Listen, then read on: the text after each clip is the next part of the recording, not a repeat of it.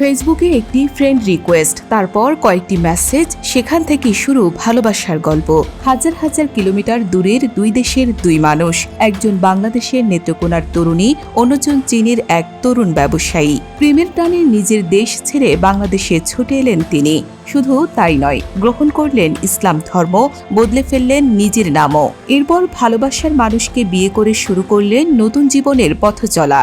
চীনের যুবক এবং আমাদের মোহনগঞ্জের মেয়ে লিজা, ওয়াং সলিক চীনের যুবক, তারা একটা বিয়ের কাজ সম্পন্ন হয়েছে আমার মহল্লা বিয়ের অনুষ্ঠানটা। আশা করি তাদের ভবিষ্যৎ জীবন যদি সুন্দর এবং সফল হয়, আমরা এই দোয়াই করি। নেত্রকোনার মোহনগঞ্জ পৌর শহরের দৌলতপুর এলাকার বাসিন্দা ও স্থানীয় ফার্নিচার ব্যবসায়ী মোহাম্মদ নাজিমুদ্দিনের মেয়ে লিজা। তিনি মোহনগঞ্জ সরকারি কলেজের স্নাতক দ্বিতীয় বর্ষের শিক্ষার্থী।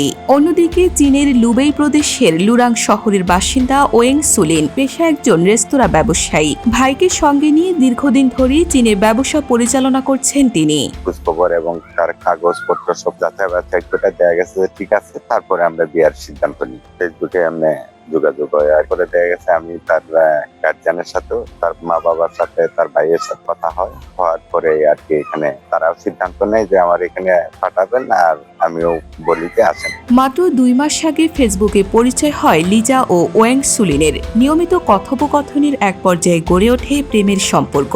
পরেই দুজনেই বিয়ের সিদ্ধান্ত নেন এবং বিষয়টি নিজ নিজ পরিবারকে জানান। উভয় পরিবার সম্মতি দেওয়ার পর শুরু হয় নতুন অধ্যায়। প্রেমের টানে গত 18 জুলাই চীন থেকে বাংলাদেশে আসেন ওয়েং সুলিন।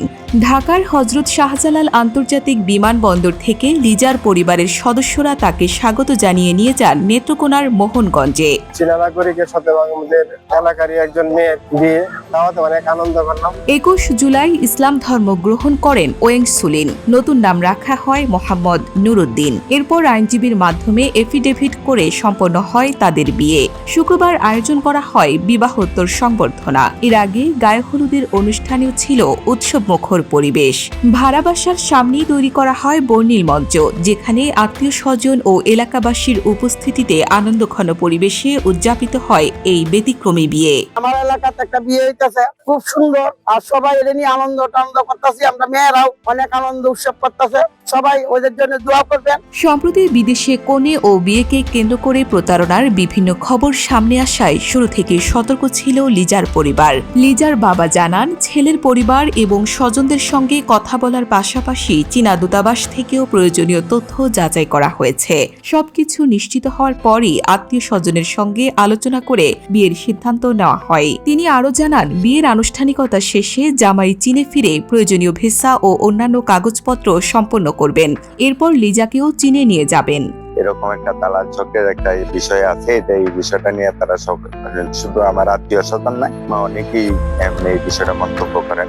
যাচাই বাছাই করার পরে আমি এই সিদ্ধান্ত নিয়েছি। দেশ আলাদা, ভাষা আলাদা, সংস্কৃতিও ভিন্ন, কিন্তু ভালোবাসার টানে সেই দূরত্ব মুছে গিয়ে মিলেছে দুটি হৃদয়। নেত্রকোনার এই ব্যতিক্রমী বিয়ে এখন স্থানীয়দের কৌতূহলের কেন্দ্রবিন্দু।